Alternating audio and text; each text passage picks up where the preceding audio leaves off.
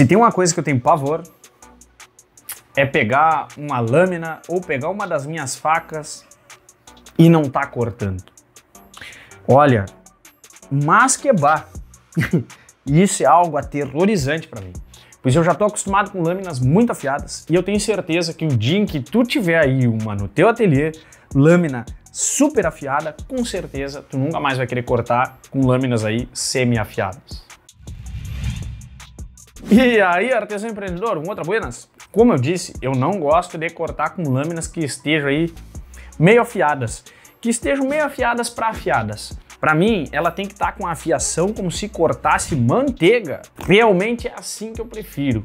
E quem não prefere cortar com a faca que esteja lambendo, não é mesmo?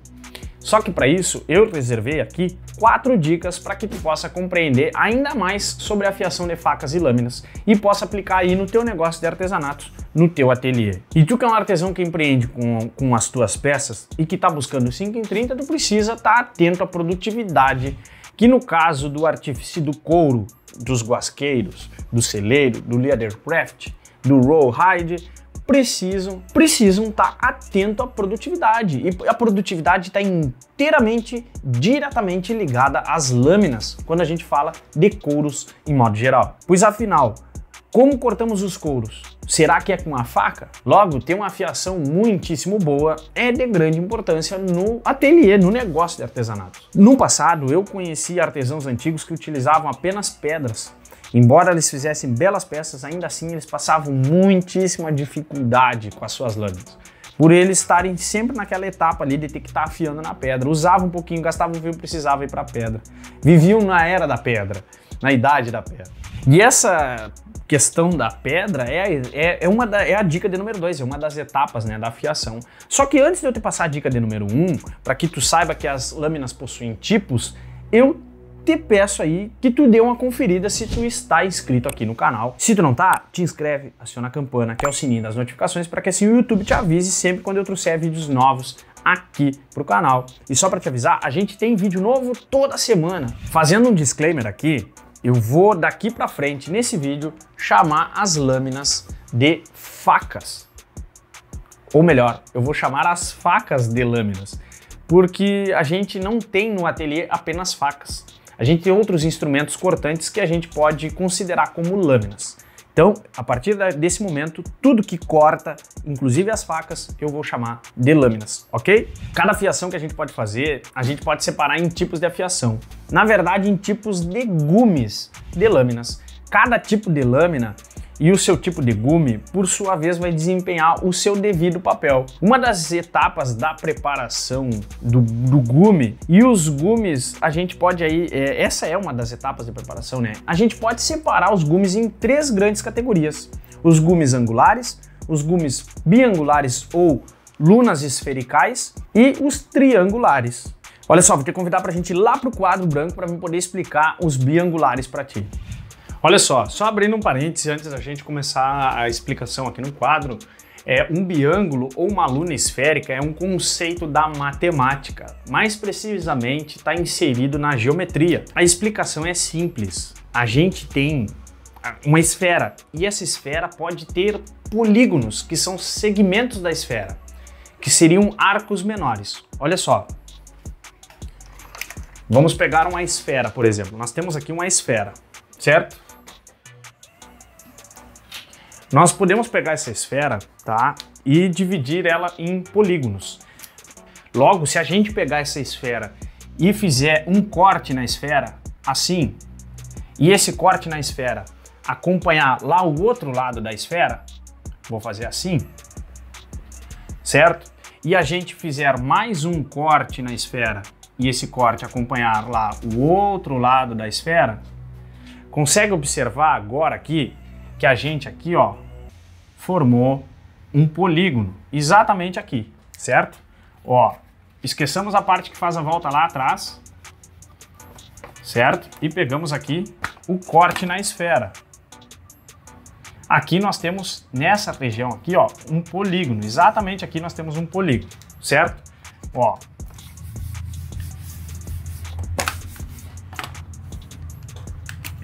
Pegar a esfera.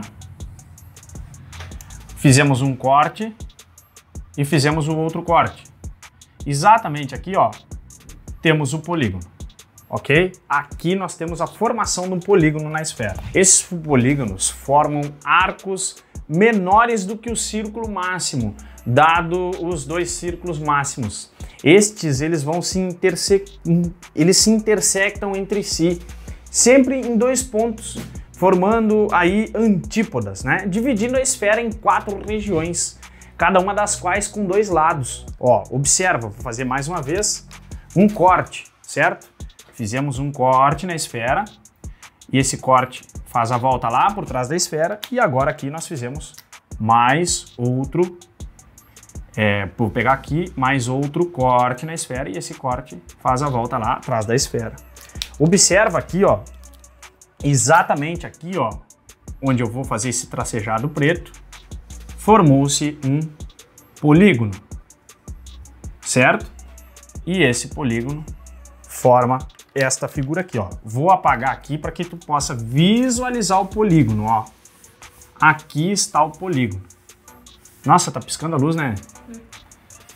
Ó, conseguiu ver essa forma geométrica que eu fiz aqui? Aqui está o polígono que forma. Eu vou fazer o desenho no lado para que tu observes como é que fica este polígono.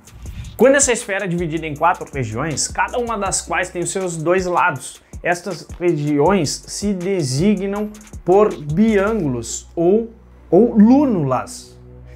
Portanto, o contrário do que acontece na geometria euclidiana, na geometria esférica, existem polígonos com 2 lados. E esses 2 lados são chamados de biângulos, cujos vértices são os pontos antípodas, cujos lados são metades, lembra lá do corte? Metades de 2 semicírculos.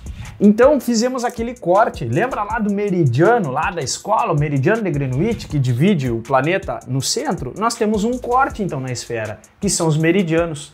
Logo, exemplo comum desses grandes círculos que formam linhas de longitude são os meridianos numa esfera, que divide a esfera no centro, juntando ali norte com o sul da esfera. Logo, ele pode ser dividido por uma linha equatorial em 2 triângulos esféricos retângulos, que aí a gente tem 2 triângulos esféricos retângulos. Logo, então, uma forma bem simples de tu entender, a gente pegou, tá, e dividiu essa esfera no meio, certo? Formando 2 semicírculos, certo? Quando a gente junta o vértice destes 2 semicírculos, eu vou desenhar outro semicírculo aqui juntando os vértices, certo? Ó, temos 2 semicírculos. Quando juntamos os 2 semicírculos, quando a gente faz o encontro dos 2 semicírculos, nós formamos esta luna esférica, que é este ângulo aqui mais arredondado. Observa o seguinte, toda faca desenhada, se a gente pudesse olhar a faca, aqui minha mão é como se fosse a faca, o fio da faca está aqui, o cabo aqui, se a gente pudesse olhar a faca de frente, como eu estou apontando para ti agora na câmera, obviamente enxergaríamos uma faca assim, a lâmina assim, certo? E muito provavelmente enxergaríamos o gume da faca nessa forma aqui. Certo? Então vou fazer um desenho um pouco melhor aqui, só um pouquinho. Enxergaremos a faca assim, exatamente assim, com um ângulo com um triângulo no gume, certo? Com um triângulo isósceles, onde esse lado é igual a esse, certo? Toda lâmina de faca, ela é assim, dessa forma. A faca japonesa, ela tem esse formato na lâmina, formando aqui um ângulo quadrado, certo? Formando um triângulo retângulo. Eu vou botar aqui Jap, que tu sabe que é japonesa. Logo, o fio do machado, por exemplo, ele é nesse formato aqui. Ele é um formato de luna esférica. Vamos organizar essa farândula toda aqui. Logo, facões, machados, se a gente pudesse olhar o facão de frente, pega teu machado aí em casa e olha teu machado de frente, que tu vai observar isso que eu tô falando. Tu vai ter uma lâmina no machado assim, exatamente assim. Machado, facões, todas as lâminas de impacto, elas geralmente são afiadas desta forma. Observa aqui, ó, a interseção da luna esférica.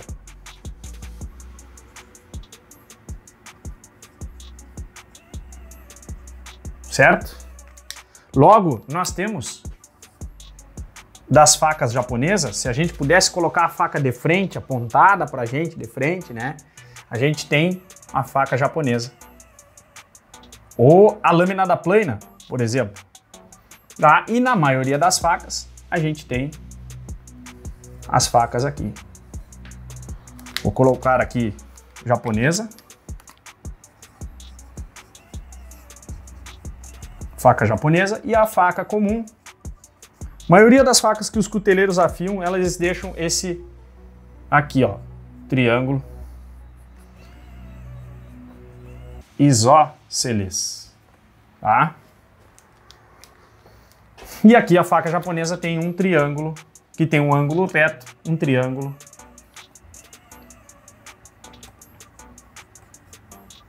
retângulo, certo?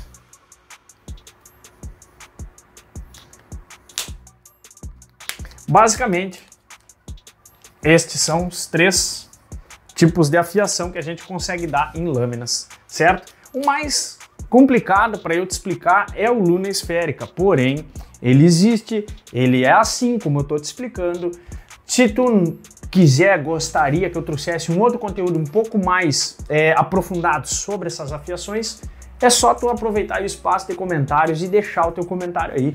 E aí, me conta, já tinha ouvido falar de biângulos? Pois é, mesmo sem ouvir falar deles, eles estão presentes em algumas lâminas. Como tu pode enxergar um biângulo ou uma luna esférica a olho nu? A gente enxerga ele num machado, por exemplo, pois o machado tem sua afiação mais arredondada.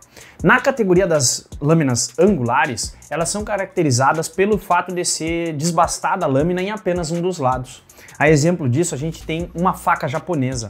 A lâmina da plana também é assim, formando um triângulo retângulo, que é aquele que tem um ângulo reto, de forma que apenas um dos lados da lâmina é desbastado, ficando assim incongruente.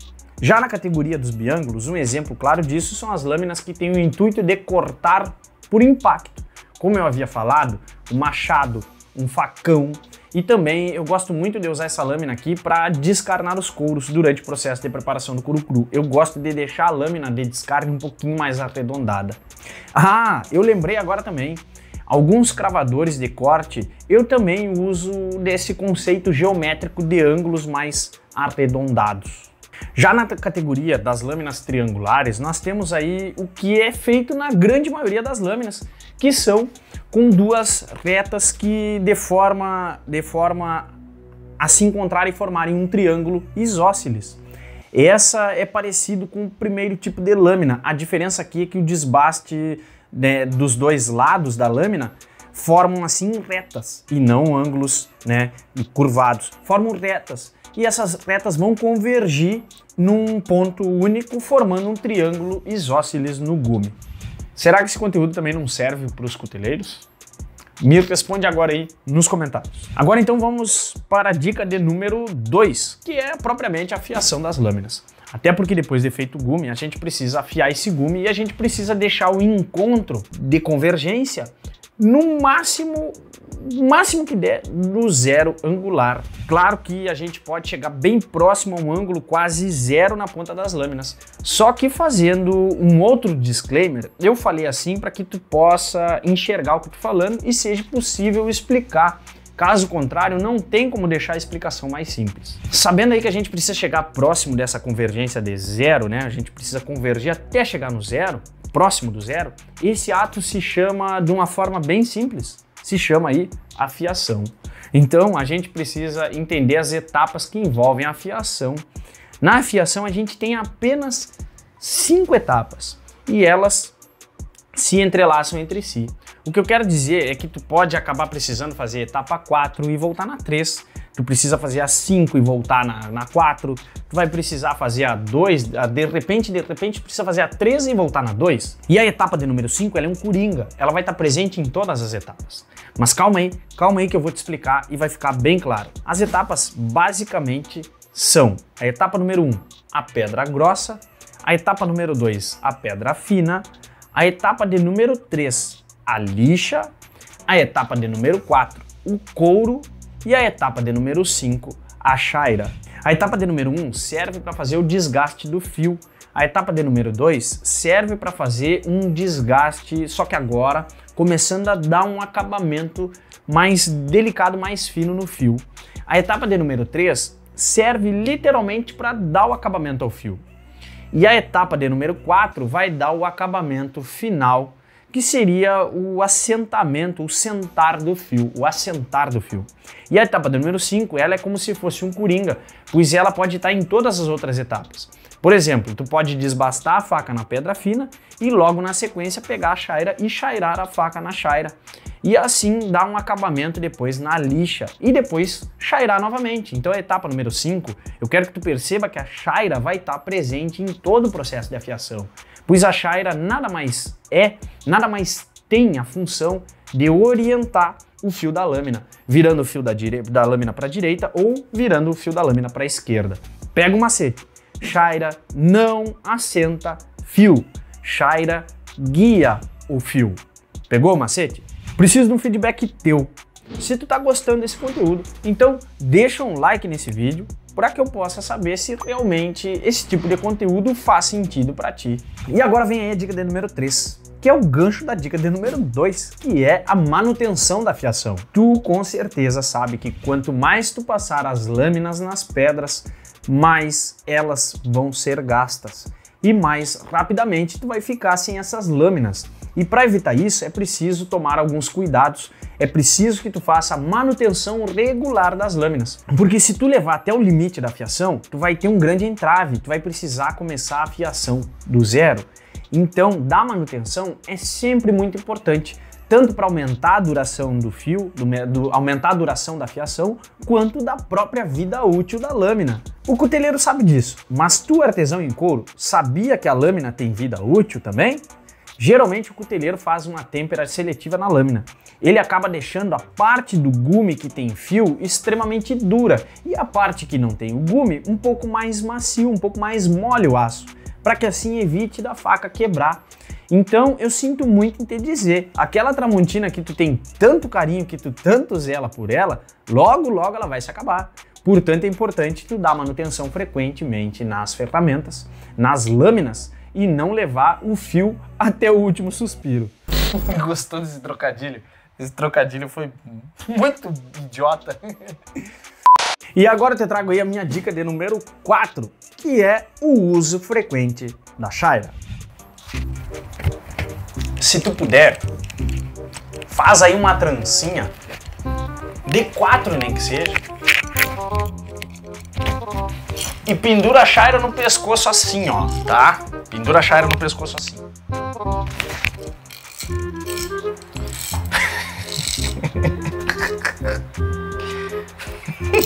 Que bobagem.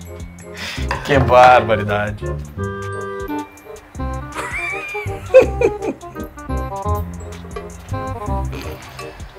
Tá bem? Eu também. Mais tarde. Pronto. Montado de volta. Brincadeiras à parte, é sério. O uso frequente da chaira vai te ajudar muito. Lembra que eu te falei lá no comecinho, ou lá na metade do vídeo, não lembro agora, que a chaira guia o fio? Pois é. Se tu pegou a tua faca, foi cortar algum pedaço de couro para confeccionar alguma peça e sentiu aí que a faca tá meio pesada, pode ser que ela esteja com o fio virado ao contrário, que tu tá acostumado a usar. Deixa eu te explicar melhor.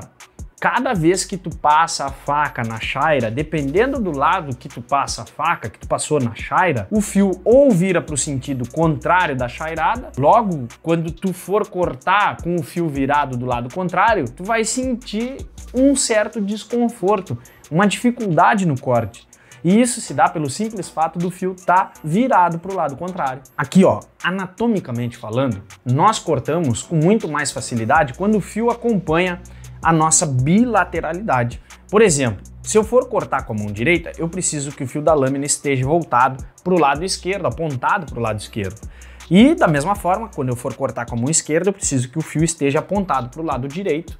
Logo, ele tem que estar apontado para o lado esquerdo da lâmina se eu for cortar com a mão direita e para o lado direito da lâmina se eu for cortar com a mão esquerda. E agora eu quero te entregar um recado muitíssimo importante. A gente aqui do Galpão do Guasqueiro desenvolveu uma loja online onde tu pode facilitar a tua vida encontrando matéria-prima de alta qualidade para elevar ainda mais o nível das tuas peças com um atendimento rápido e profissional. Se tu tá buscando matéria-prima de qualidade para confecção das tuas peças, pare.